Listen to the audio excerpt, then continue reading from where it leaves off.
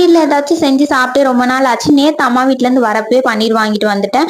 மதியம் வந்து லஞ்சுக்கு பிரியாணி தான் செஞ்சிருந்தேன். பன்னீரை குட்டி குட்டி கியூப்ஸா கட் பண்ணிட்டு ஒரு கடாயில 1/4 டீஸ்பூன் மஞ்சத்தூள், 1/2 டீஸ்பூன் மிளகாத்தூள், கொஞ்சமா சால்ட் ஆட் பண்ணிட்டு நல்லா ரோஸ்ட் பண்ணி ஓரமா வச்சிருங்க. இப்போ ஒரு குக்கர்ல ஆயில் ஆட் பண்ணிட்டு கரம் மசாலா ஸ்பைசஸ் எல்லாம் போட்டுட்டு ஒரு பெரிய வெங்காயம் ஆட் பண்ணிக்கலாம். வெங்காயம் நல்லா ப்ரௌனிஷ் கலர் ஆனதும் 3 பச்சை மிளகாய், 1 டீஸ்பூன் இஞ்சி பூண்டு பேஸ்ட், ஒரு கைப்பிடி புதினா கொத்தமல்லி, ஒரு பெரிய தக்காளி எல்லாத்தையும் நல்லா வதக்கிட்டு இப்போ இதுல மசாலா எல்லாம் ஆட் பண்ணிக்கலாம்.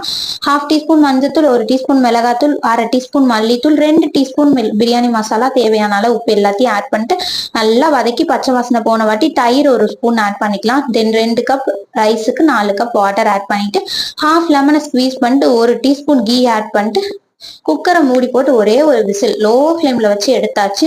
விசில் நல்லா அடங்கினது ஓபன் பண்ணி பார்த்தா பிரியாணி நல்லா சூப்பராகவே வெந்து வந்துருந்துச்சு. நல்லா இருந்துச்சு. ட்ரை பண்ணி பார்த்துட்டு கமெண்ட்ல எப்படி இருக்குன்னு சொல்லுங்க.